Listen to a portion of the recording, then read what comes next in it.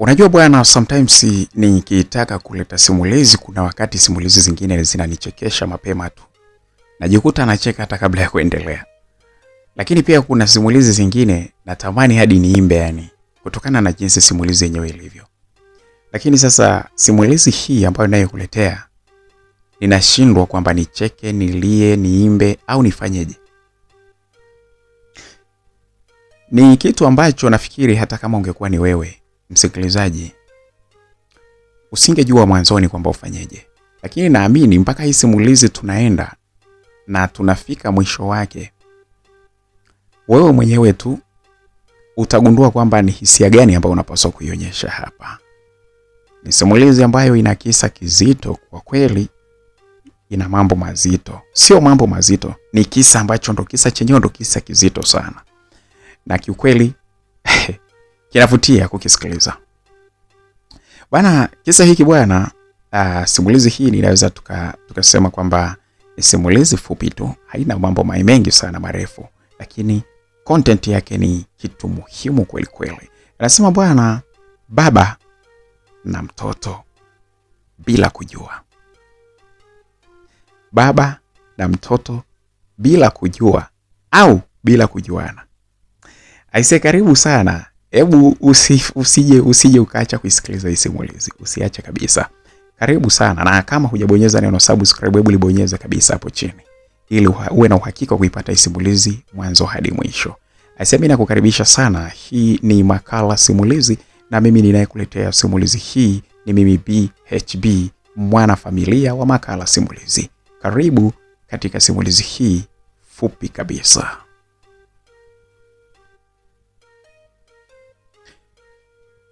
Ilikuwa ni mida ya asubuhi kabisa. Nakumbuka siku hiyo. Nilikuwa nimefanya zangu haraka vizuri, nikiwa na gari yangu ya bei rahisi tu, lakini ni gari ambayo ilikuwa inanisaidia sana katika shughuli zangu. Nilitoka zangu pale nyumbani, ambapo mimi bado nilikuwa nakaa nyumbani kwetu. Gari hii ni gari ambayo niliyokuwa nimenunuliwa na baba yangu baada ya kufanikiwa tu kumaliza chuo kikuu na kufanya vizuri. Basi babangu akaniambia kwamba inabidi anipatie zawadi ya gari. Sio kwa sababu nyumbani kwetu pengine kulikuwa na maisha mazuri sana, lakini ilikuwa na uwezekano, yani maisha yalikuwa yanaruhusu mimi kupatiwa gari hata shilingi milioni 7 kipindi hicho. Nilinunuliwa gari yangu ndogo ambayo nilikuwa nimeipenda sana, kwa sababu nililetewa gari yangu ikiwa mpya nzuri. Nikaipenda sana ile gari. Sio kwamba pale nyumbani kulikuwa hakuna magari. Kulikuwa na magari mengine ambayo mengine yalikuwa ni ya zamani. Baba alikuwa anayatumia sana. Lakini baba hakupenda kunipa gari ambalo tayari alikuwa ameshalitumia.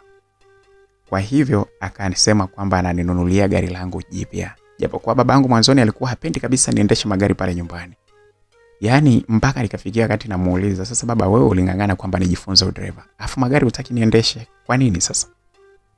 Akaniambia hapana, utazoea masuala ya kuishi maisha ya bwenyenye, alafu utashindwa kutengeneza maisha yako. Lakini kama ukifanikiwa kumaliza chuo kikuu ukapata GPA ambayo naipenda, basi nitakununulia gari yako na hapo utatumia. Nilimuelewa baba yangu. Kwa hivyo nilipomaliza kweli chuo kikuu ndipo baba aliponipatia gari yangu ndogo tu, lakini nilipenda sana kwa sababu ilikuwa inatoka kwa baba yangu, alafu nikipindi nilikuwa na uchu mkubwa sana wa kuendesha gari.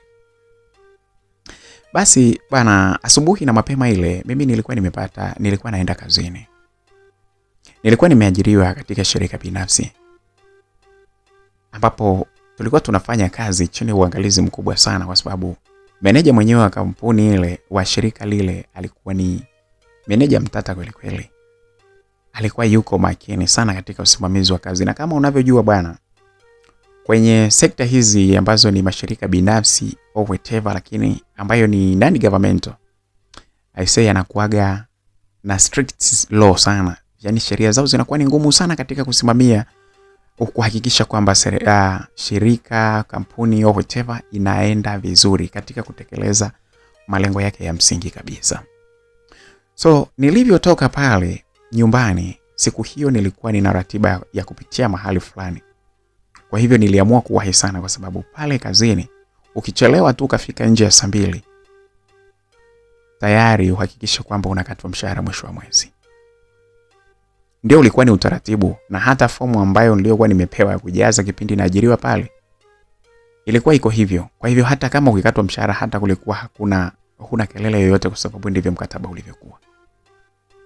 Basi siku hiyo ilikuwa ni siku ya Jumatano, msikilizaji. Nikatoka zangu nyumbani, nikasema hapa napaswa niwahi kazini, lakini ngoja niwahi ili nipitie madukani pale. Nilikuwa ninataka sanduku moja hivi, zile za ni tranka zile ngumu, lakini kuna tranka fulani hivi, sijui nikuelezeje, unaweza ukazielewa.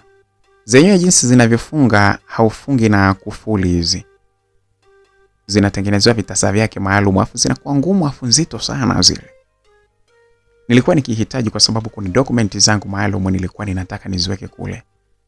Sio kwa sababu sikuwa na kabati nyumbani au sehemu nzuri ya kuhifadhi, lakini nilikuwa ninataka niweke pale kwa sababu ni dokumenti zangu nilikuwa nikiziamini sana. Na yale matranka huwa tunayaamini kwamba hata kama ukiweka kitu pale na moto ukawaka, bado ile tranka ni gumu kuweza kupitisha moto ndani. Kwa hivyo nilitamani sana niende nikalichukue lile. So asubuhi ile na mapema nikasema inabidi nipitie madukani pale niweze kununua ile tranka, ile sanduku nzito ile. Alafu hapo ndipo niweze kwenda kazini. Nilikuwa nikienda kwa kujihami sana, kwa sababu nilikuwa nafahamu kama nikichelewa nitakatwa mshahara, na mshahara unakatwa pakubwa. Ukichelewa siku moja unakatwa 23% ya mshahara wako. Kwa hivyo kwa mwezi ukijigwaya pale ukachelewa mara mbili, ni 23 mara mbili, hiyo ni 46. Ukiendelea hivyo unaweza ukashangaa mwezi unaisha usichukue chochote kitu.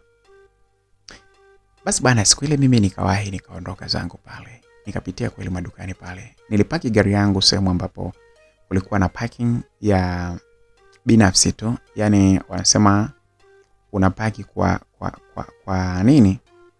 Tunasema kwamba ni to your own risk. So kwamba ni sehemu, ni parking ambazo pengine unaweza ukasema kwamba kuna walinzi na kadhalika. No, unapaki kwa risk yako binafsi. Basi nikapaki ile gari pale. Hatimaye mimi nikaenda mpaka kwenye maduka yale ambapo nilipokuwa nataka kuangalizia zile sanduku. Nilipokuwa nimepaki ile gari, kuna sehemu unapita kwanza daraja, alafu upande wa pili ndipo ambapo unakuta ile maduka mahali yalipokuwa. Katika daraja lile ambalo lilikuwa na mto mkubwa sana chini yake, juu yake kulikuwa kuna watu wengi sana ambao walikuwa wamejipaki wanasimama pale. Walikuwa wanaletwa na ndugu zao.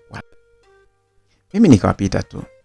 Nikaenda zangu kule ili kufika pale kwenye maduka yale ili niweze kununua vitu vyangu.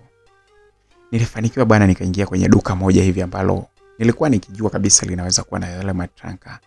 Sanduku zile nilikuwa nazipenda. Basi nikaingia pale. Nikaribishwa vizuri, na niliona japokuwa ilikuwa ni asubuhi, lakini duka lile lilikuwa na msongamano wa watu hivi. Pengine kwa sababu ilikuwa ni miezi ambayo pia ni miezi ambayo kulikuwa na karibu na kufungua shule. Kwa hiyo pengine watu wengi walikuwa wanaenda kuwanunulia watoto wao. Niliona msongamano mwingi pale wa wateja, lakini nilijitahidi sana ili niweze kuhudumiwa. Kwa sababu kulikuwa na wahudumu wengine nje ya yule ambaye yuko kule ndani. Kulikuwa na wahudumu wengine wa nje hapa. Watoto walikuwa wanahudumia. Nilimwomba mmoja pale akaweza kunihudumia. Nilinunua ile tranka ambayo ilikuwa ni nzito vizuri sana. Niliipata ile ambayo kweli niliyokuwa naihitaji, ya chuma nzito. Nikalipia na hatimaye mimi nikawa natoka. Sasa wakati natoka ili niweze kurudi kule mahali ambapo nilipokuwa nimepaki ile gari yangu, ninatoka hivi, msongamano wa watu ule na ile tranka ilivyokuwa ni nzito, nikawa nimeshika na mikono miwili huku na kule. Ile natoka tu kwenye ule mlango, sehemu pale kumalizia ile duka, ile tranka ikaniponyoka, ikadondoka chini. Kwa bahati mbaya kwenye kudondoka, kuna mtu ambaye alikuwa yuko pale. Mtu yule alikuwa ni mlemavu, kijana hivi, warika la miaka kwenye 22-23 hivi. Ile tranka haikudondoka chini tu, ilishuka moja kwa moja, ikawa imemdondokea upande mmoja, ukawa umechimba sana kwenye mguu wake ambao uliokuwa uko juu ya wheelchair. Mguu ule ukawa umebondwa, sasa umekandamizwa na ile chuma, ile tranka. Pembeni hapa karibu na kidole, yani kidole cha kati cha mguu. Kidole cha kati hapa. Sasa ghafla pale pale mimi nikamuona yule kaka alipata maumivu makali, na mimi niliumia kutokana na jinsi ile sanduku lilivyodondoka. Nilijua kabisa ile lazima limemuumiza sana. Niliokota ile sanduku na kuinyanyua na kuiweka pembeni, huku nikiwa na bembeleza nikimwambia pole sana. Nyuma yake ya ile wheelchair kulikuwa na kijana mwingine ambaye alikuwa yuko nyuma yake. Huyu alikuwa ni msaidizi wake ambao alikuwa anasaidia, yani alikuwa anamsaidia kumkokota. Japokuwa ile wheelchair ilikuwa inaweza kutembea, lakini alikuwa hawezi kutembea bila kuwa na msaada wa mtu mwingine. Nilimtazama yule kijana jinsi ambavyo alivyokuwa ameumia, roho yangu iliniuma sana. Nikamwambia pole sana kakaangu. Dadangu hapana,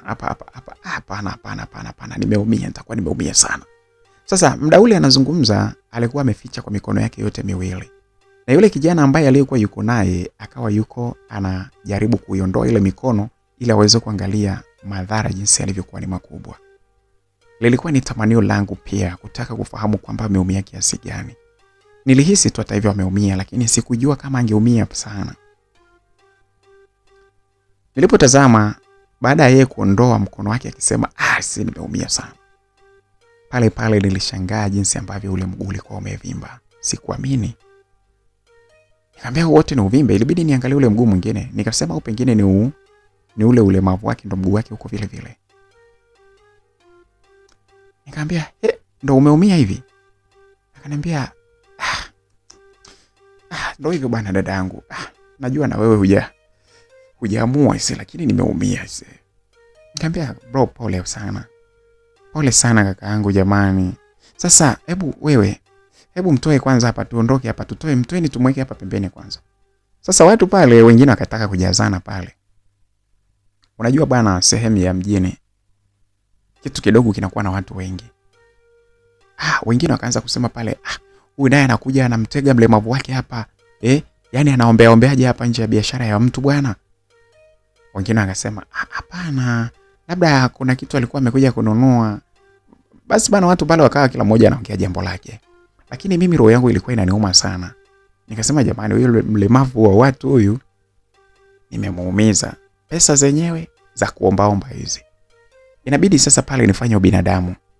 Nifanye utaratibu nihakikishe kwamba anapona.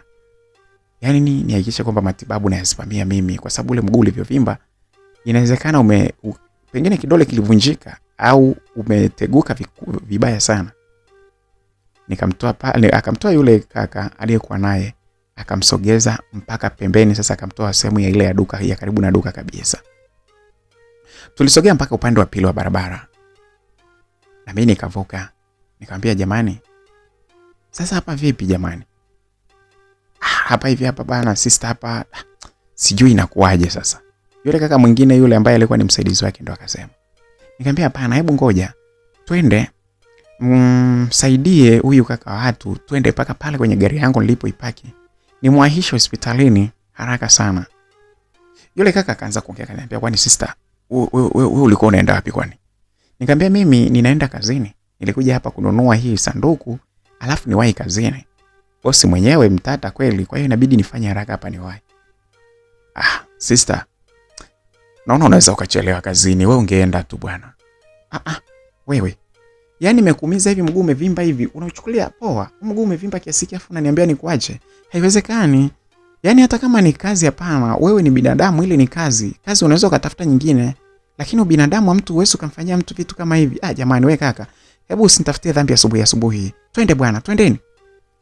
Nikawaeleza pale, yule kaka akawa anamsaidia sasa na ile wheelchair yake kumuelekeza mahali ambapo nilipokuwa naelekea. Wakati natembea yule kaka akasema, sister sikia bwana. Kuumia nimeumia, lakini mimi nafikiri ungewahi kazini tu. Mimi niache tu, mimi nitajua najitibiaje. Wewe bro, ngoja nikwambie kitu. Hakuna ubinadamu wa hivyo bwana. Hakuna ubinadamu wa hivyo. Mimi sijalelewa hivyo kabisa. Siwezi nikakuacha hapa na huu mguu. Angalia unavyozidi kuvimba. Angalia. Msikilizaji, muda ule mguu wake ulikuwa unazidi kujaa. Yaani kana kwamba umevunjika vile. Tukafika mpaka pale kwenye ile gari yangu. Nikamwambia sasa, wewe huyu muingize humu ndani. Anaingiaje? Yule kaka akasema, mimi bwana naweza hapa. Akashuka mpaka chini, alafu akasogea. Sasa gari yangu yenyewe kwa sababu ni gari ndogo ilikuwa sio ndefu sana. Akajikokota pale akawa anasema mguu unamuuma sana, akajikokota. Nikamwambia pole sana. Na yule mwenzake sasa msaidizi wake akamsaidia akampandisha kwenye siti ya nyuma. Akamwambia na wewe panda. Kile wheelchair akakikunja akamwambia kilete kikae hapa mbele kwenye siti ya mbele hapa. Ile wheelchair nikaikakunjwa vizuri. Ikawekwa hapa nikaiweka hapa pembeni ya siti yangu ninapokaa. Trunk langu nalo lilikuwa liko pale pale. Nikasema sasa hapa haraka sana niweze kumwaisha hospitalini apate huduma ya kwanza. Kama kumevunjika, jamani, hii itakuwa hatari. Lakini kama haijavunjika, alhamdulillah, jambo litakuwa ni jema. Nitakuwa tu pale nampatia dawa haraka haraka pale, atapatiwa dawa tutamruhusu. Msikilizaji, nikatoka pale, nikawasha gari haraka sana, nikawahi kwenye dispensary moja hivi. Tulipofika pale, nikamwambia bana, jamani, mtu huyu bana ameumia, amegongwa na hivi hapa. Nikaeleza haraka haraka pale, wakampokea haraka sana, wakaingia naye ndani. Ile dispensary ilikuwa ni ya private nayo. Na niliamua kumpeleka kule kwa sababu niliamini huduma zile zitakuwa za haraka sana. Wakaingia pale haraka sana, amefanya nini huyu? Nikawaelezea. Haraka sana pale wakapima, wakasema huyu hajavunjika, kidole hakijavunjika lakini kimeteguka. Ni ule mfupa laini ndio ambao uliohama. Basi haraka sana pale wakaanza kumletea dawa fulani hivi za kuchua pale haraka haraka. Wakasema sisi tumdunge na sindano. Akasema hapana. Sindano mimi sipendi. Kama sijavunjika mimi nipeni hizo dawa tu nitachua.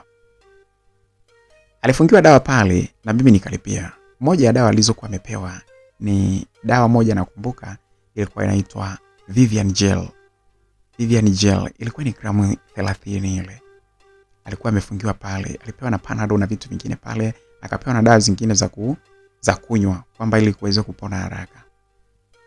Akapewa pale, mimi nikashukuru Mungu. Akasema sasa hapa, nikauliza nyinyi mnaenda wapi? Au ndo mnarudi pale kwenda kupata riziki kwa kuomba pale? Yule kaka akacheka akasema hapana dada yangu, mimi sio omba. Mimi ni mlemavu lakini sio omba. Okay, unafanya kazi gani?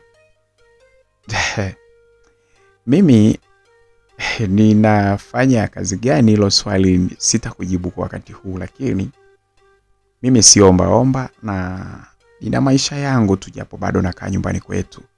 Kwa hivyo hata usiwaze sana, na ndio maana muda ule nikakwambia nitaenda kujitibu tu, hata isingekuwa shida. Hapana jamani, isingewezekana ni kuache vile jamani. Yaani kuache tu.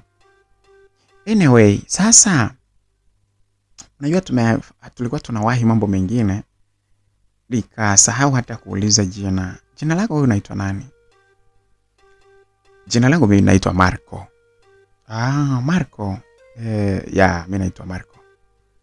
Okay, sasa Marco. Bana, mimi hapa naomba sijui niwapeleke mpaka nyumbani. Hapana sister.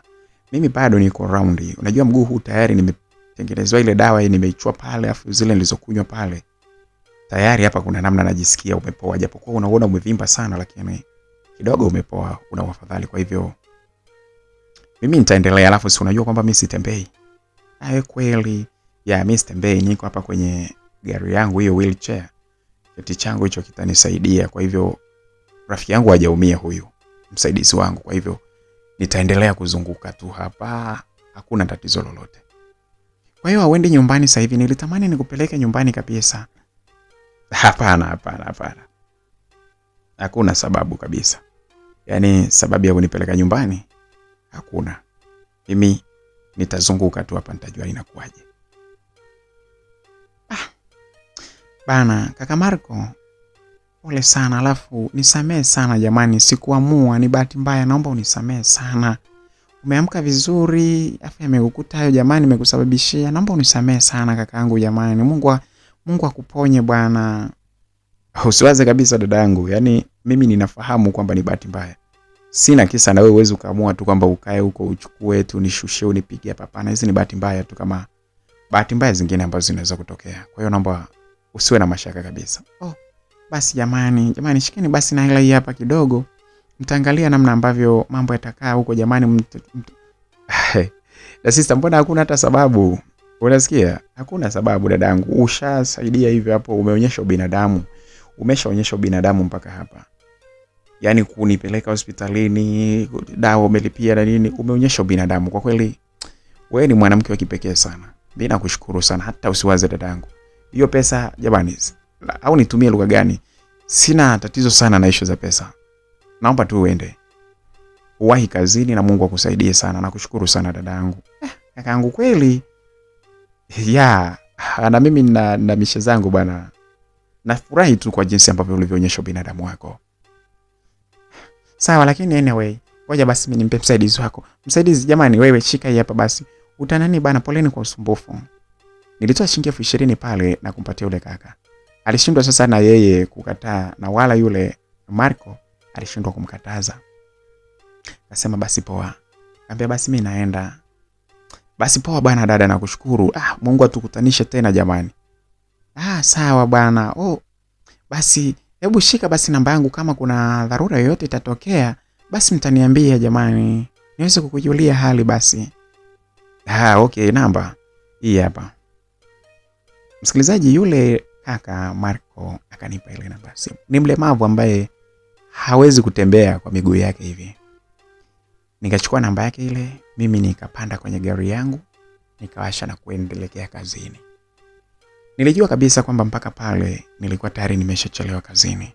Lakini ningefanyaje? Nilikuwa niko tayari tu sasa kwamba kama nitakatwa mshahara sawa, kwa sababu sasa itakuwaje? Kama nikikatwa mshahara basi nisingeweza kumwacha yule kaka watu pale. Mimi bana nikachukua zangu gari langu huyo, nikafika zangu kazini. Niliposhuka tu nilikuta kwamba meneja wetu pale alikuwa ananitazama katika hali fulani hivi. Alionyesha kabisa kwamba amekasirika. Nilikuwa nimechelewa kama dakika 15 hivi. Na wale hawana msamaha kabisa. Hata ukichelewa dakika moja tu hawataki kukuelewa yani. Lazima wakukate mshahara. Wanasema ni mbinu ya kuonyesha punctuality, kuhamasisha punctuality kwa wafanyakazi. Basi baada mimi nikashuka zangu nikawa naelekea ofisini. Wakati naelekea kwenye ofisi yangu, yule manager akaniita, akaniambia, wewe Vivian, njoo hapa.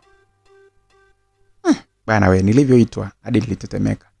Lakini nilivyokuwa natetemeka nikasema bana, kwani shida nini bwana? Hata kama ni mshahara kunikata, si anikate tu. Kwa nini tunaitana hivi bwana? Lakini sasa ndio hivyo, ni bosi pale, utafanyaje? Ilibidi mimi niende moja kwa moja mpaka pale alipokuwa ameniita. Akamwambia okay, shikamoo, marhaba, jambo. Joku. Sawa. Niliahirisha safari ya kwenda ofisini kwangu. Nilijua naenda ofisini kwake, lakini tulipofika pale sehemu ambapo walipopaswa aingie katika ofisi yake, hakuingia ofisini kwake. Badala yake akaenda pembeni kwenye sehemu ambapo hivi ilikuwa ni sehemu ya wazi tu, japokuwa kulikuwa na viti pale. Tukakaa pale, akaniambia unatoka wapi sasa hivi? Nikamwambia ninatoka nyumbani, japokuwa mambo yamekuwa mengi hapa, nikajikuta nimechelewa. Sasa kwa nini unaingia kazini muda kama huu?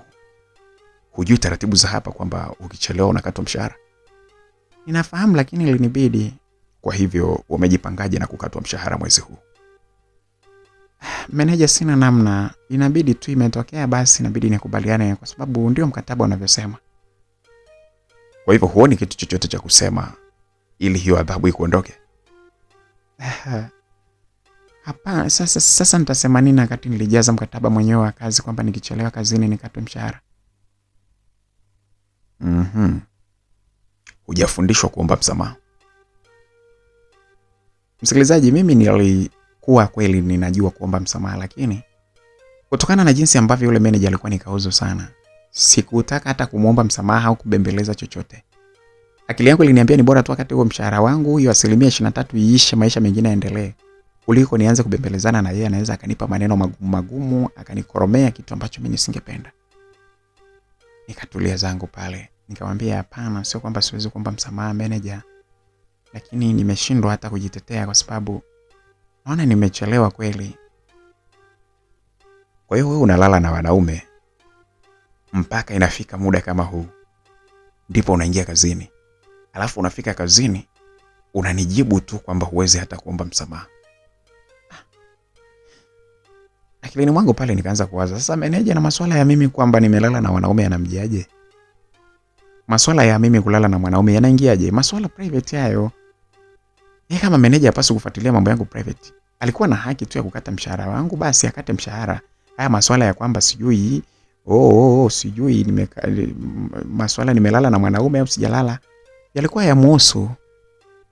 Lakini sasa ni bosi, sikuweza kumwambia kwamba sijui, usiulize masuala yangu binafsi. Nikanyamaza tu. Nikatulia kidogo, nikafikiri namna ya kumjibu. Nikamwambia, hapana meneja, sikuwa na mwanaume, lakini kilichotokea ni kwamba nilipata dharura asubuhi wakati nakuja kazini. Ningewahi sana, lakini nilipopita nimekuta nimemuumiza mtu kwa bahati mbaya. Na gari yako?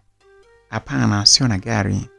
Kuna sanduku yangu nilisema niichukue, alafu nije nayo huku kazini ili nikitoka niondoke moja kwa moja nisingie madukani. Na nilikuwa nimewahi vizuri. Pengine ningekuwa mtu wa kwanza kufika hapa baada ya kuchukua ile sanduku yangu, lakini ndio hivyo. Kuna mtu nikawa nimemuumiza kwa kutumia ile sanduku, ikabidi nimwaisha dispensary haraka kwa sababu mguu ulikuwa umevimba sana. Na baada ya pale ndipo ruhusiwa ndipo na mimi nikaja huku. Lakini nilikuwa niwahi tu. So nimebidi niwe mpole tu manager. Sio kwamba nilikuwa na mwanaume. Kwa hivyo unajaribu kuongea maneno ya kuonyesha kwamba ulifanya tendo la huruma na ndio maana ukachelewa kazini. Sio kwamba nakwambia maneno tu ya huruma. Ndicho kilichotokea. Nisingeweza kumwacha, alafu mtu mwenyewe ni mlemavu. Nisingeweza kumwacha hivyo akiwa ameumia. Oho.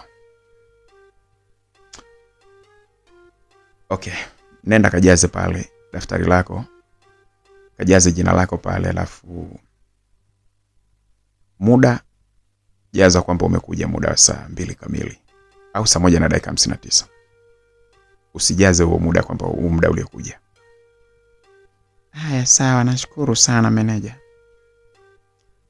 Sikuamini msikilizaji, kwa sababu meneja wetu ni mkali aisee. Unajua mkali? Sikuamini kabisa kwamba meneja yeye ndo ananiambia eti mimi niende nikajaze muda ule ambao eti nilikuwa najua mimi pale kinachofuata ni kujaza muda niliofika, alafu nipewe ile fomu ya kwenda kujaza kwamba nimekubali kukatwa mshahara kwa mujibu wa sheria na mkataba ambao tuliokuwa tumeandikishana. Lakini badala yake nikaambiwa nijaze muda chini yake kidogo ili nionekane kwamba nimewahi. Sikuchelewa zaidi ya saa 2. Basi nikaenda pale. Kujaza tulikuwa tunajazia ofisini kwa meneja. Nikaenda mpaka ofisini kwa meneja pale. Nikajaza jina langu, nikaandika saa 1 na dakika 59. Pale. Wakati najaza namaliza nataka kutoka, nikashangaa mtu huyo hapa. Yuko nyuma yangu ananiambia, wewe Vivian. Vipi lakini? Niambia poa. Unajisikiaje hapo sasa hivi? Najisikia raha kwa kweli, na kushukuru sana kwa sababu basi tu jamani. Kwa hivyo sitokatwa mshahara sasa hivi?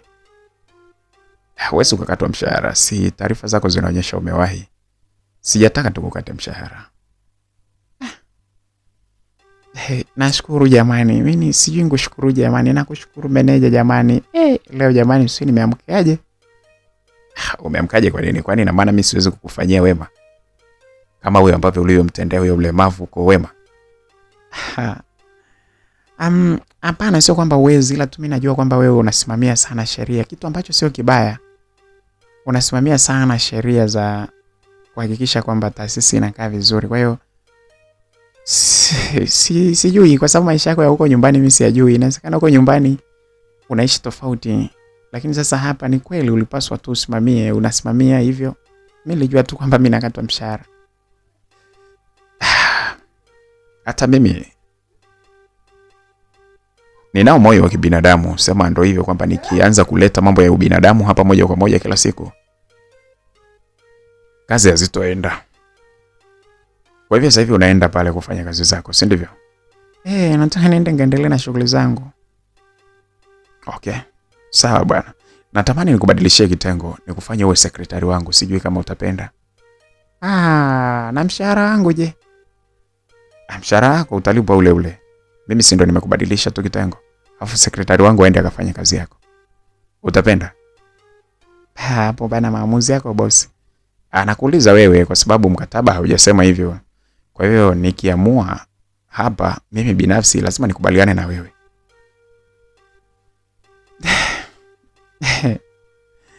Sawa, kama ukipenda hivyo sawa. Mimi nitakubali tu. Okay, sawa, lakini Vivian, unajua unanidatisha sana Vivian. Wewe meneja bana, nakudatisha kwa kivipi? Vivian, mimi nakupenda sana. Mwanamke mzuri sana kama wewe. Natamani nikuwe wewe mke wangu wa pili. Meneja, acha kuniambia hivyo bana. Hizo si unajua haiwezekani. Alafu wewe si Mkristo wewe. Sasa sawa, lakini kuoa mke wa pili sio shida bwana. Hapana. Sitamani hata iwe hivyo bwana. Sitamani hivyo. Alafu meneja, unajua tunaongea hapa lakini kazi zangu kule zinalala. Alafu mwisho wa siku kwenye ukaguzi hapa, najua hutacheka na mtu na wala wakaguzi wengine watakapokuja watacheka na mimi. Please, naomba niwahi basi niende nikafanye kazi. Vivian, unaonyesha ustaarabu mtaani na kazini pia. Unajifanya uko pankicho sana na kazi zako. Sawa. Lakini sikia hicho nilichokuambia. Niko serious sana na hilo jambo nalokuambia. Na ukikataa, kwa kweli moyo wangu utaniuma sana. Naomba unifikirie vizuri, tujue tunafanyaje. I will take care of you. I think in everything. Sawa, lakini ni jambo haliwezekani. Naomba niwahi kazini manager. Okay, sawa. Nenda kaendelea na shughuli zako. Msikilizaji, nilitoka pale. Kwanza nilishangaa. Nilishangaa sana ujue manager mimi kuniambia vile. Manager ni mtu ambaye mimi namuogopa sometimes. Ni mtu ambaye amenyooka, hakuna muda hata mnacheka. Yaani yeye akija ni anakagua kazi, anatoa maelekezo, imeisha, hana mazoea na mtu. Sikujua kama kuna uwezekano wa yeye kuniambia maneno kama yale. Mimi nilishangaa. Of course sikushangaa kwenye umri wake, kwa sababu wanaume huwa wanasema wanawake hakuna mwanamke mdogo. Mwanamke ukishabalee tu, yani ukishavunja ungo basi wanasema wewe ni mtu mzima, unaweza ukaolewa hata na kibabu cha miaka 80. Basi mimi pale nikawaza hivi, kwa nini ameniambia maneno kama haya? Leo amekuwa na udhuru. Mbona mimi nipo hapa kazini siku nyingi? Ina maana leo ndo ananiona mpaka ananiambia hivi, au leo nimebadilika au kuna nini? Sema potelea mbali, ngoja nifanye kazi, mtu mwenyewe nimechelewa. Msikilizaji, nikaanza kufanya kazi zangu pale. Nikapiga kazi sana. Mpaka mida ya kutoka ile ikafika. Sasa kabla ya muda ule wa kutoka, kabla haujafika kabisa, meneja alikuja pale akaniambia bana,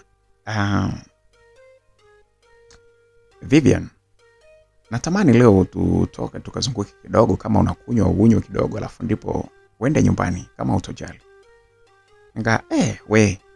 Kaambia hapana meneja, leo kuna jambo linaniweka busy sana. Samahani, labda siku nyingine, lakini kwa leo haitowezekana. Vivian, ni kweli haiwezekani kweli? Au unaamua tu kunibania? Hapana, sio hivyo meneja. Leo niko busy. Kwani umeniambiaje? Si umeniambia tutoke tukanywe labda kula nini? Sio issue sana. Hilo ni mambo ya kawaida, lakini leo nitakuwa busy sana. Kuna mambo yananiweka busy leo jioni.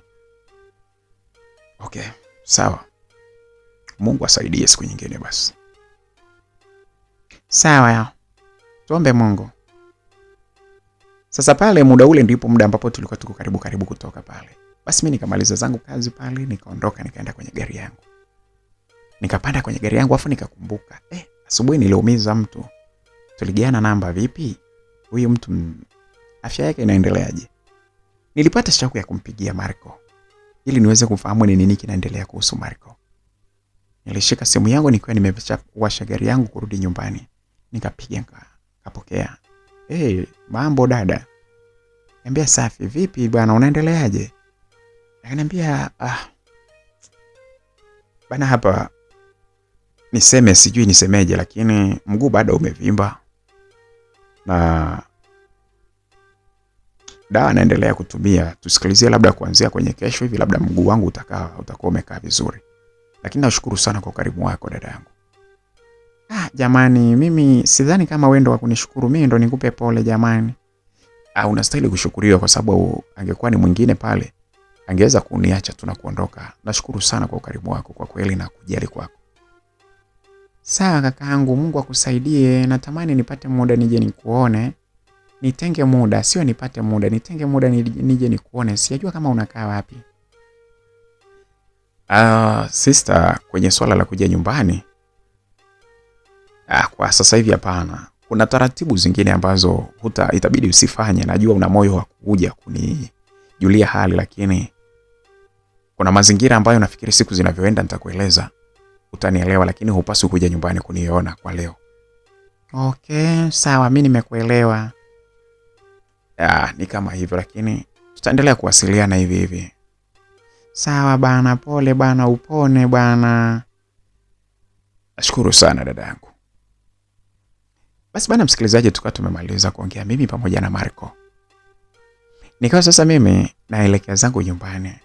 Nikaendelea kutafakari sana jinsi ambavyo nilivyomuumiza yule kaka watu mlemavu, roho ikawa inaniuma. Alafu nikajiuliza huyu kaka kuna shida gani, mbona hataki mimi niende nyumbani kumjulia hali? Nikasema lakini potelea mbali. Nitaendelea kuwasiliana na yeye mpaka pale ambapo atakaporidhia kwamba mimi niweze kwenda kumjulia hali. Sawa sawa. Nilienda nyumbani siku ile na ratiba zangu za usiku ule zikaenda kama kawaida. Kesho yake asubuhi nikasema hapa siwezi kufanya kitu chochote before kumcheki Marco. Nilimpigia simu Marco, nikaongea naye. Marco akaniambia bana, kidogo afadhali leo mguu umepoa poa, anaendelea vizuri. Niambia hongera, endelea kutumia dawa. Simple kama hivyo. Mimi nikaondoka zangu, nikaenda zangu kazini. Kazini kule meneja akawa anaendelea kunisumbua sana. Siku hiyo mchana akaniletea chakula pale. Jamani, yule mbaba mimi nilikuwa simpendi. Tuache tu masiara. Ni mtu ambaye nikimtazama simuoni kabisa kama ni mtu ambaye tunaweza yani nikadate naye. Na date naye naanza na yeye kudate kitu gani? Ni mtu ambaye nimemzoea katika hali ya ukavu, utata. Nitadate naye kitu gani? Tutaongea nini? Si ndo pale nitakuwa sasa mimi kama mtoto wake. Mapenzi hayataki hivyo bwana. Mapenzi yanahitaji mnakaa na mtu mnaweza mkataniana, mkacheka, mkakimbizana. That's love. Lakini unakaa na mtu ambaye anakuja anakutupia hata ni hela hapo, alafu eti anatoa maelezo hapa na pale Swidini, anakuja anafanya mapenzi na weka. Mapenzi mimi siyawezi bwana. Kwa hiyo ngasema mimi siwezi kudate naye. Ameletea chakula chake hadi naona kinyaa, naumia, sipendi ukiona kile chakula pale. Nilikula tu kwa sababu basi tu. Lakini nilikuwa sipendi kabisa. Kwa hiyo yeye alikuwa anaona kabisa eti pale ndo ananivuta kuonyesha kwamba ananijali niweze kumpenda. Lakini moyo wangu haukuwepo kabisa, yani haukuwa na yeye kabisa. Yani haukuwa kwake kabisa yani. Mwisho bali nikamaliza nikamwambia basi bana nashukuru, nikamtumia message akaniambia nashukuru pia. Umekula chakula nilichokupa mimi, moyo wangu umefurahi sana. Unajua natamani sana uwe mke wangu. Kwa hivyo unapokula chakula nilichokupa mimi, naona kabisa kwamba ni furaha kubwa sana kwangu. Nikamjibu tu nikamwambia sawa, nashukuru. Pamoja. Sasa Vivian, ni lini sasa utakuwa tayari twende tukatembee tupate dina na kadhalika? Nikamwambia nitakwambia siku nikiwa fresh. Kweli utaniambia? Ndio nitakwambia. Kwa nini sikwambie na wakati nimekuahidi?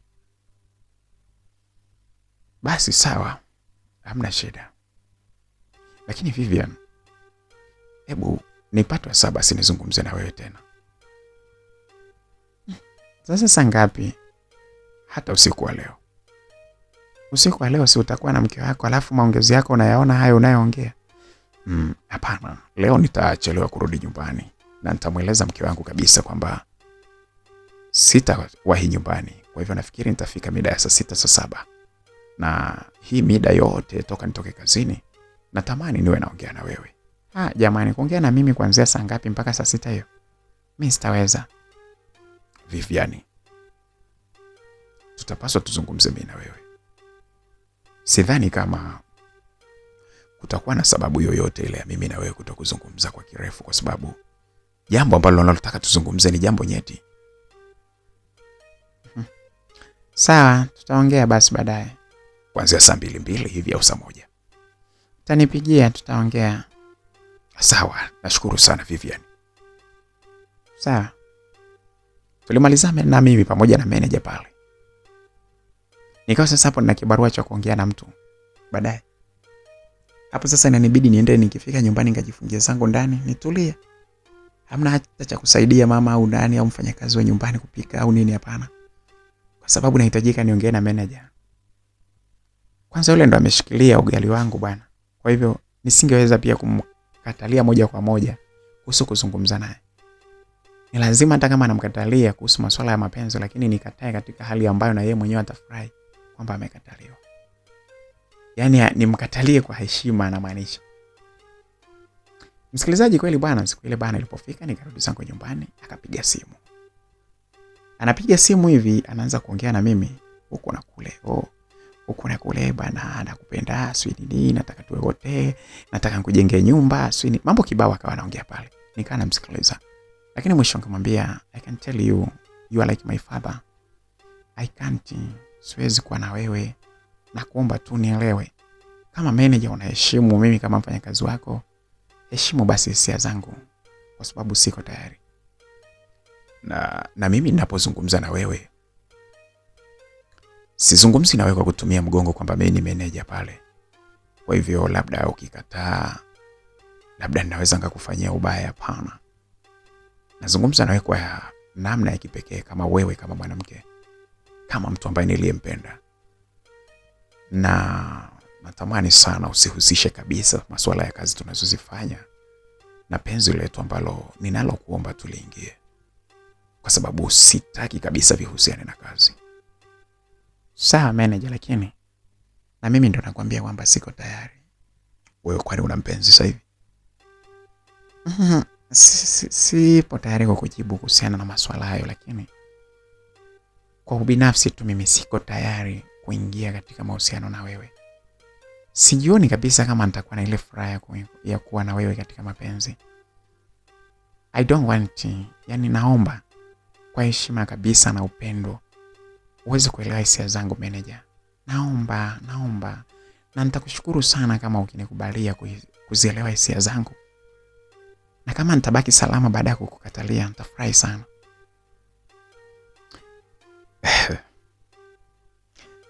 Mimi nimekuelewa, lakini nikwambie kwamba bado moyo wangu unakupenda na natamani sana hata mtoto wako wa kwanza uweze kuzaa na mimi. Ndio hivyo sasa, haiwezekani. Vivian,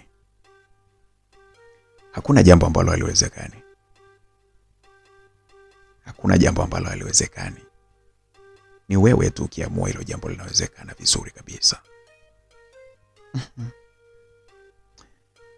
Anyway, nipe muda niendelee kufikiria, kwa sababu wewe kama mwanaume unaamini kila jambo linawezekana. Na mimi ngoja niamini kwamba huenda inawezekana, niendelee kufikiria zaidi. Nashukuru angalau kwa maneno hayo. Ni maneno ambayo yanaonyesha kwamba kuna uwezekano na mimi moyo wangu ukabubujika siku moja ukafurahi kuwa na wewe ukiwa kama mpenzi wangu. Sawa. Naomba tusitishe mazungumzo kwa muda huu. Itapendeza ili niweze kuandaa mambo mengine na kesho niweze kuwahi kazini kama kawaida. Nashukuru sana kwa sababu unajali pia kazi yako.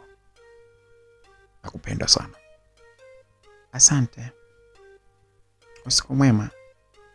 Nawe pia Vivian. Msikilizaji, pale bwana mimi nilimaliza kuongea na yeye. Nilipokata ile simu, nilipotazama simu yangu, nilikuta ikiwa na message kama 4 hivi. Message hizi zilikuwa zinatoka kwa yule mlemavu niliyekuwa nimemuumiza. Nilipoangalia nilikuta na missed call, kumbe kuna simu zilikuwa zinapigwa pale muda ambapo mimi nazungumza na simu. Wewe, missed call nazo zilikuwa zinatoka kwa yule mlemavu yule. Meseji zake sikuziamini kama kweli zinatoka kwake. Akaniambia, Da Vivian, nimekupigia simu hapo, nimeona uko busy sana, pengine unaongea na mtu muhimu sana. Lakini kuna kitu nakitamani sana kwako. Sijui nianzie wapi, lakini naomba tu unisikilize. Meseji nyingine ikafuata ikasema, ukiwa uko tayari kunisikiliza, naomba uweze kunijibu. Uweze kunitumia meseji ili niweze kukueleza jambo linalonisumbua. Zile meseji kwa kweli ziliniacha njia panda. Nilikuwa sijui kwamba yule mlemavu alikuwa anataka kusema nini Marco. Nikasema basi sawa, sababu nimemaliza pale. Nikamtumia message nikamwambia, niambie. Akatoa message akaniambia, naomba nikupigie. Nikamwambia sawa. Nikamwambia sawa, akapiga simu. Da Vivian, niambie, vipi kwanza, unaendeleaje? Naendelea vizuri. Niko salama, naendelea vizuri. Ila simu yangu hii niliyokupigia ina ujumbe mwingine ambao ndio nilitamani sana kuongea na wewe. Ujumbe gani? Naamini kwamba uko mwenyewe hapo ulipo. Ndiyo, nimetoka kuongea na simu, bado niko chumbani kwangu nimetulia.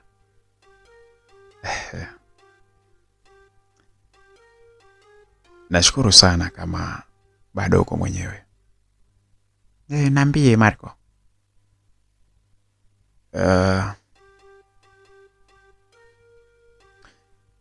Dada Vivian bwana, sijui utanielewaje, lakini inabidi nikwambie tu. Kama unavyoniona mimi kwamba hali yangu ni ya ulemavu. Mimi ni mlemavu ambaye wakati mwingi ninapokuwa ninatoka barabarani au mahali huwa naenda na msaidizi wangu, yule uliyeniona naye. Ni kitendo ambacho babangu hapendi sana mimi nikiwa natoka hapa. Baba hapendi kabisa, na baba hajui kabisa kwamba mimi natoka hapa. Babangu anapokwenda kazini huwa anahakikisha kwamba anaacha maagizo hapa nyumbani kwamba nisije nikatoka.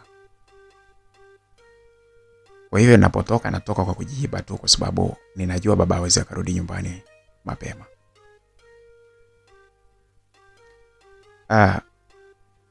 Lakini pia kuna vitu vingi ambavyo babangu hajui, kwa sababu babangu hajui pia kwamba mimi ninajishughulisha na kazi mbalimbali. Hajui. Na hataki, aliniambia mpaka siku ambapo atakaponipeleka nikamalizie shule yangu, hatimaye nifanye kazi ambayo yeye alitarajia kwamba anataka nifanye. Sawa, nakusikia vizuri. Lakini mimi ni mwanaume, na ninapokuwa ninatoka mara kwa mara ninatamani sana kupata mwanamke ambaye ningeweza kumpenda sana. Lakini kwa bahati mbaya sijaona mwanamke ambaye ninampenda kadiri ambavyo mimi moyo wangu unapenda. Lakini nimekuona wewe na nimekupenda jinsi ulivyo mkarimu na mwanamke mwenye heshima. Ninakuomba tu kitu kimoja, kwamba unikubalie mimi niweze kuwa mpenzi wako, kwa sababu nimekupenda sana. Ukarimu wako, muonekano wako na kila kitu vimenivutia kwa namna ya kipekee sana. Naomba niweze kuwa mpenzi wako. Natamani na siku moja tufunge ndoa. Uwe mke wangu kabisa. Na sina mambo mengi kabisa. Da Vivian, niko chini ya miguu yako na kuomba. Ni hayo tu nilikuwa nakuomba.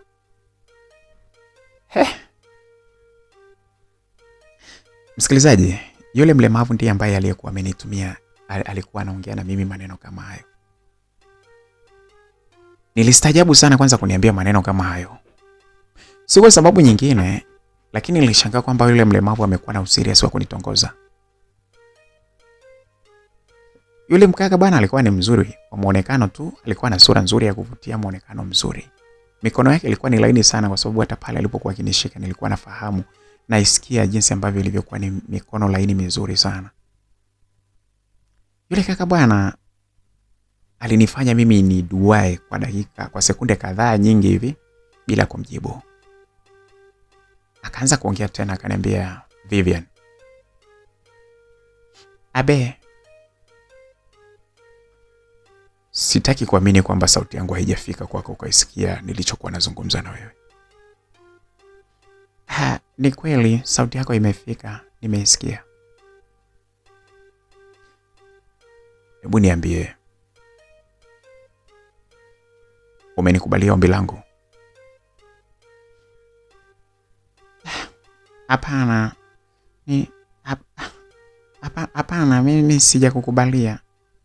Lakini tunaweza kuwa marafiki tu, lakini sio wapenzi. Vivian, na wewe unanibagua kwa sababu ya hali yangu ya muonekano wangu wa kimwili ninavyoonekana? Na wewe unaamua kunibagua ila hali umenifanya mimi ni kuamini na kukupenda zaidi, nikiamini kwamba wewe ni mkarimu, mtu mwenye utu. Unataka na wewe nifanyie hivyo? Hapana. Sina maana hiyo. Sina maana hiyo kabisa, Marco. Lakini sioni kama ni wakati sahihi wa mimi kuingia kwenye mahusiano ya mapenzi. Lakini pia kuingia kwenye mahusiano ya mapenzi na wewe, sijachagua bado mtu wa kuingia naye katika mahusiano ya mapenzi, Marco. Na hili usilichukulie personal kwamba ni kwa sababu ya muonekano wako. Sio hivyo hata kidogo. Lakini sijajipanga kuingia katika mahusiano ya mapenzi kwa sababu nahitaji nikiingia kwenye mahusiano ya mapenzi niingie kwenye mahusiano serious zaidi, Marco. Vivi, unahitaji kuingia kwenye mahusiano serious? Unahisi kuna mtu ambaye utakuwa naye kwenye mahusiano serious ambaye atakuwa serious zaidi yangu mimi? Kumbuka kwamba mimi sina mambo mengi kabisa. Ninakupenda wewe peke yako na nitakuwa niko na wewe peke yako. Na naamini tutasaidizana sana kwenye maisha. Naamini tutasaidizana sana kwenye maisha ya kila siku. Na wewe ndio mwanamke ambaye ninakuona tunaweza tukaendana. Naomba sana uweze kunikubalia ombi langu. Alafu baada ya kukwambia haya, nikwambie kesho au kesho kutwa unaweza kuja kuniangalia, kunijulia hali, lakini wakati wa mchana, muda ambapo baba yangu naamini hawezi akawepo hapa nyumbani. Wewe, kwa hiyo baba yako hawezi kukubali mimi nikija kukuangalia, kukujulia hali?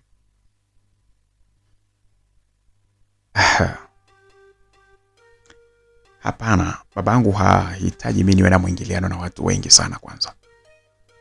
Ameniambia kuna wakati ambapo yeye ndo atataka niweze kuingiliana na watu kwa sababu maalum. Okay, sawa. Hili la kuja kukuona, I can do it even tomorrow. But hilo lingine,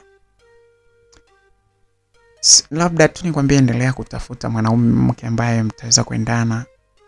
Kwa sababu mimi kwa sasa siko tayari. Japokuwa wewe unaniona tunaweza tukaendana, but at this moment siko tayari kuingia katika mahusiano, Marco. Samahani sana lakini.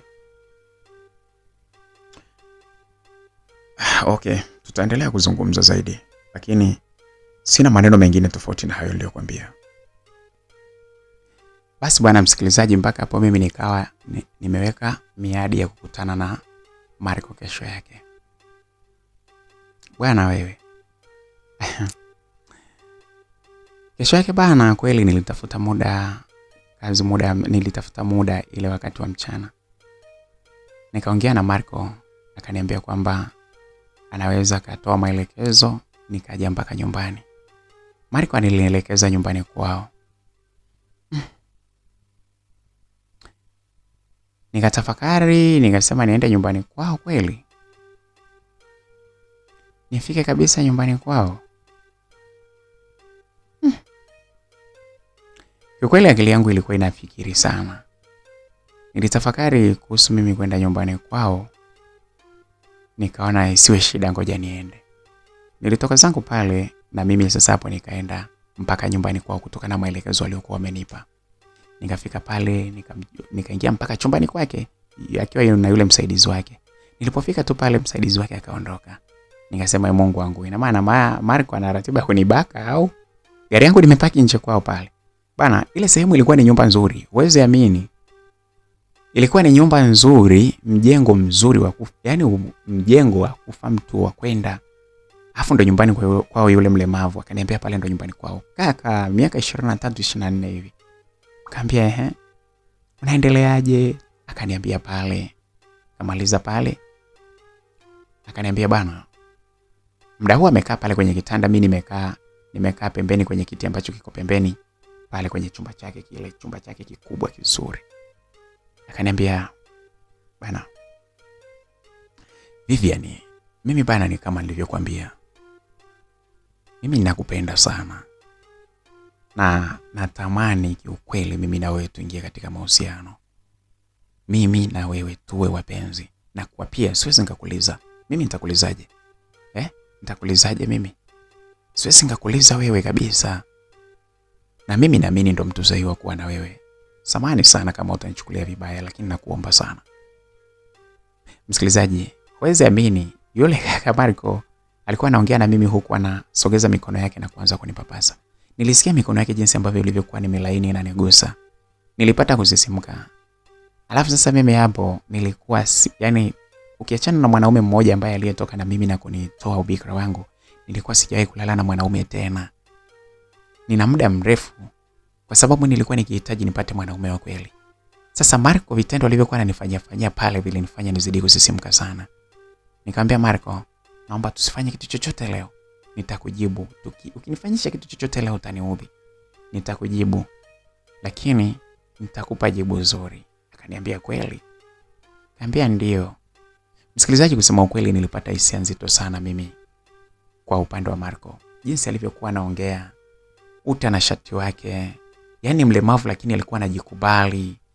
Alikuwa anajikubali mambo mengi sana, yani anajikubali kweli. Nilijikuta nikiwa nimefall in love kwake japokuwa sikutaka kumjibu pale. Nikatoka pale akaniaga vizuri, nikamwambia mimi naondoka, akaniambia tuendelee kuwasiliana. Maongezi yangu mimi pamoja na Marco yalikuwa ni makubwa sana. Tulikuwa tunaongea sana mara kwa mara, stories hapa na pale. Sasa nikiwa niko kazini kule, nikawa kila nikiongea na simu naongea na yeye. Kila nikiwa niko na simu naongea na yeye Marco. Nilikuwa bado sijamkubalia kwamba yeye ni mpenzi wangu, lakini tulikuwa na ule ukaribu mkubwa. Nilikuwa naona tu vivi kumjibu. Lakini kwa kweli hata mimi nilikuwa na miss nikikaa sijampigia simu. Sasa kitendo kile kilimfanya manager akawa ananichukia sana. Yaani sio kunichukiaje, lakini alikuwa anachukizwa na kile kitendo. Alipokuwa akinikuta nikiongea na simu anakuita anaongea kimahaba na mtu afu hamjui ni nani. Ananiita ofisini ananiambia ina maana huyo mtu wako unamwona ni wa maana sana huyo. Ni wa maana sana kuliko mimi. Unahisi kweli kwamba anaweza akawa akakutendea mambo mazuri kama mimi?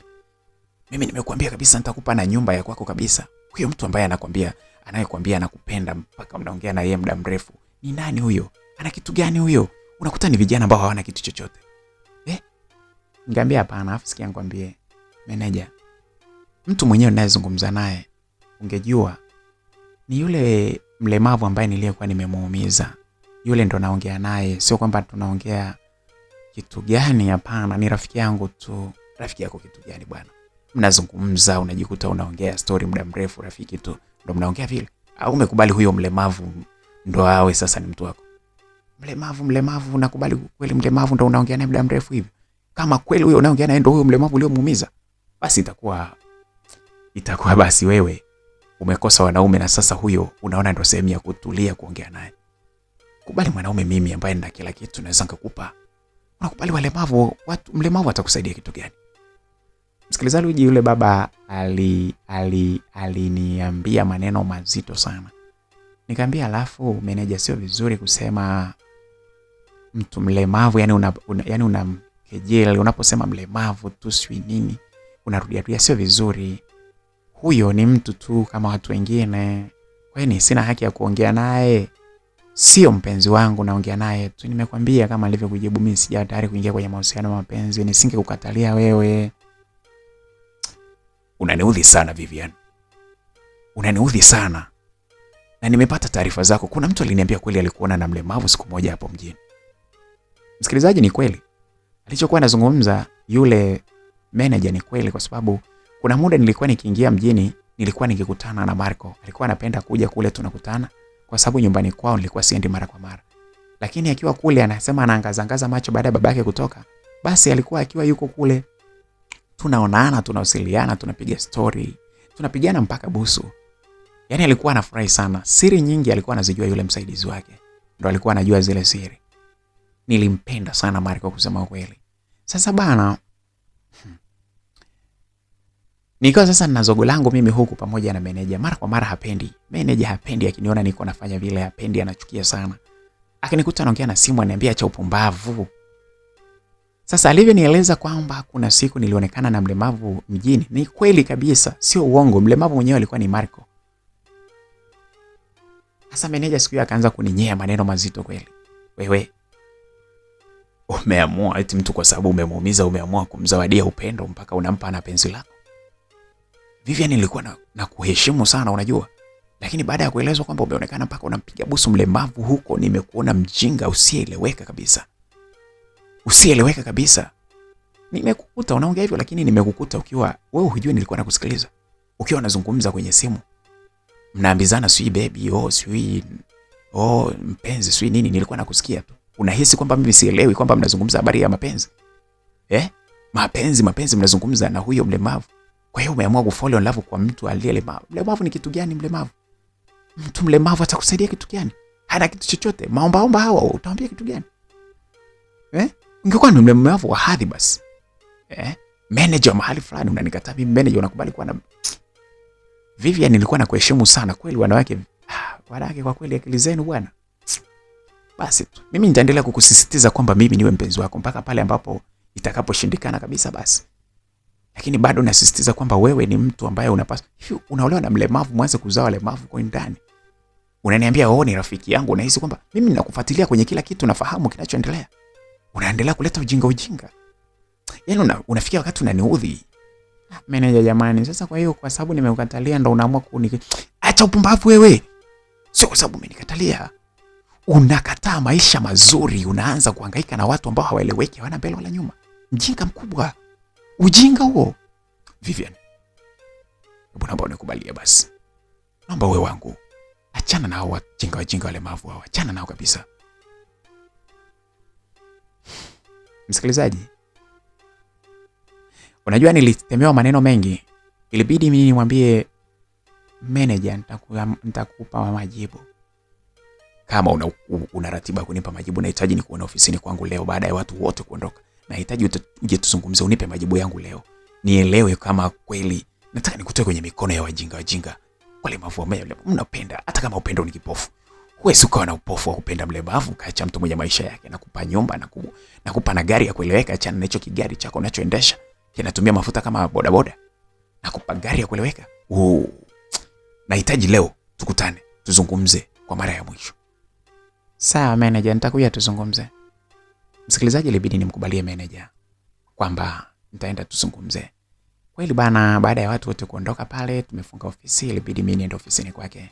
Tukaanza kuzungumza mimi na yeye. Alinisisitiza sana kwamba analitaka penzi langu. Na siku hiyo sasa ni kama alikuwa anaanza kutumia nguvu. Alianza kunitekenya, kunishika na kunilazimisha, akaanza kuninyonya maziwa yangu. Sikupenda, lakini nilijua kwamba chochote nitakachokifanya pale kinaweza kikamua hatima ya kazi yangu pale. Nikawa mpole, lakini nilivyoona ananinyonya sana na kutaka kufanya mapenzi na mimi pale, ilibidi nimkubalie ni kwamba nitakupa wakati mwingine, lakini naomba leo niache, siko vizuri. Nitakupa siku nyingine. Na nimekubali kuwa na wewe. Kweli Vivian?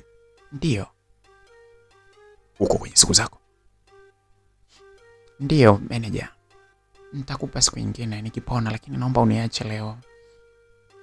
Siko vizuri kama nilivyokuambia. Kweli? Ndio. Naomba ninyonye maziwa kidogo tena hapa, alafu nikuache uendelee na ratiba zako.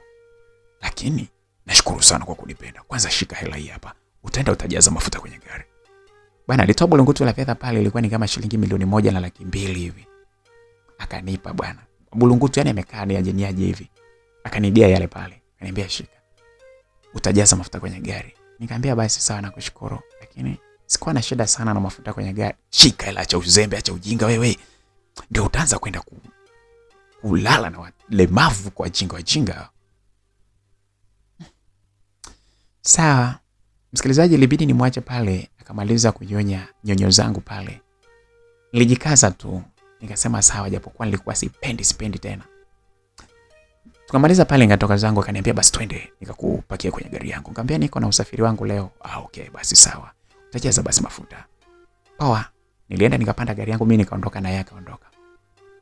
Nilikuwa nina hasira sana pale, nikasema sasa huyu mtu kwa sababu anajifanya kwamba anaona kwamba walemavu sio watu. Sasa hivi inabidi yani kwanza Marco namkubalia moja kwa moja na napiga naye picha, na picha yake nitaiweka kwenye simu na nitahakikisha kwamba huyu baba anaiona hii picha nikiwa na mlemavu, na nitapiga nikiwa nampiga busu. Ili huyu baba imuume zaidi, ajue kwamba hata walemavu nao ni watu. Niliondoka pale nikiwa na wazo langu pale, nikaanza kuwasiliana na Marco, nikamwambia Marco, nahitaji kuonana na wewe. Akaniambia sawa, lakini wapi sasa? Nikamwambia niko tayari kuja nyumbani. Nimekukubalia ombi lako. Mimi kuanzia sasa wewe ni mpenzi wangu. Kweli? Ndio.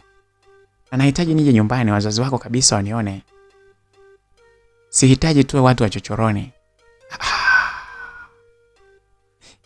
Unachozungumza ni kweli Vivian? Ndio. Nahitaji iwe hivyo. Basi njoo nyumbani. Lakini natamani baba yangu asijue kwanza. Nahitaji mama yangu tu akuone, alafu baba tutamueleza baadaye. Sawa, hamna shida. Nije muda gani? Njoo hata ukitoka kazini tu njoo, kwa sababu baba huwa anachelewa kurudi nyumbani, lakini mama atakuwa yupo. Njoo, nina furaha kubwa sana. Njoo kesho au nije nikuchukue leo? Hapana, ngoja tuisubiri hiyo kesho. Nitakuja nikitoka kazini. Sawa. Msikilizaji, nilimalizana mimi pamoja na Marco pale. Tuliendelea kuchati sasa, lakini maongezi mengine, kupigiana simu kama kawaida. Kesho yake nilipotoka kazini, siku hiyo bana, niliongoza moja kwa moja nikasema naenda mpaka nyumbani kwa kina Marco. Nilifika pale, nikapokelewa vizuri na yule msaidizi wake, akaniingiza mpaka ndani. Bana wewe, nilipoingia ndani, nilienda mpaka chumbani kwake. Tukawa tunapiga story pale, huku akiwa anasema mama yake muda si mrefu atakuja, alikuwa ameenda kwa jirani ili aje pale tuweze kufanya nini? Aweze kunitambulisha rasmi. Niliacha gari yangu pale nje, tukawa tunapiga story na yeye. Baada ya muda kidogo aliniambia kwamba mama yake amekuja. Mama yake alipokuja pale, akaniambia sasa inabidi tutoke pale sebuleni ili aweze kunitambulisha. Tulitoka pale, akawa anasaidiwa vizuri kutoka na yule msaidizi wake, tukafika pale sebuleni. Akaanza kunitambulisha. Alivyoanza tu kunitambulisha pale, muda huo jua lilikuwa tayari lishazama pale, lakini ndo linamalizia. Lilikuwa halijamaliza kabisa mwanga wake. Nikakaa pale, akaanza kunitambulisha kwamba wewe ni mpenzi wangu na nini. Mama yake akaanza kuniuliza, hivi ni kweli umempenda mwanangu? Nikamwambia yes, nimempenda upendo wa dhati kabisa. Kweli? Ndio, nimempenda upendo wa dhati na niko tayari tufunge naye ndoa. Jamani, ile jambo ni kubwa, natamani baba yake angekuepo. Lakini sasa ndio hivyo, Marco mwenyewe anasema kwamba hataki baba yake ajue kwanza.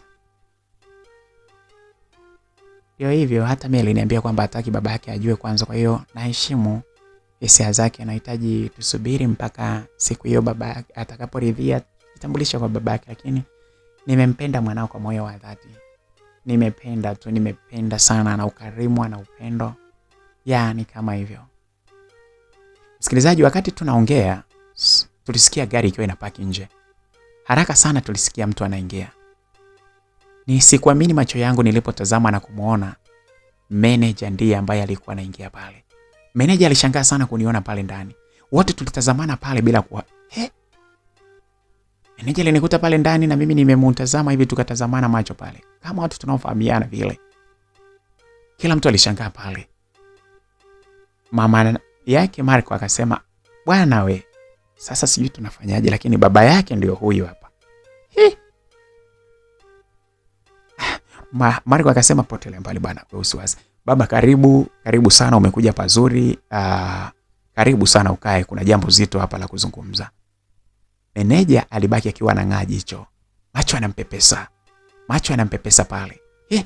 Kumbe bana, meneja yule pale ambaye ndio meneja wetu, yule ndo baba yake na Marco. Ndo alikuwa ananishikashika jana yake, alafu ananikuta niko ndani kwake. Alikuwa anawapondea walemavu sijui kitu gani, alafu kumbe mtoto wake ndio mtu ambaye niko naye karibu. I say akauliza akasema kuna nini hapa ndani? Tulirahisisha pale, nikamwambia sijui, mimi sina la kusema, mwache Marco aseme. Marco akanitambulisha pale. Wezi amini manager alibaki kichwa chini tu. Kichwa kilikuwa kiko chini, aibu kama yote. Aibu kama yote. Nikajitambulisha pale kwamba mimi nimempenda Marco. Na unajua pale naongea kuna tetemeka. Aibu. Yaani nashangaa pale kwa sababu kumbe mtu aliyekuwa ananisumbua na aliyekuwa ananiambia si walemavu kitu gani, kumbe yule ni mtoto wake. Nikamwambia basi baba, kama huyo ndo mtoto wako akumzaa, mimi nimempenda na ndiye ambaye nataka awe mume wangu.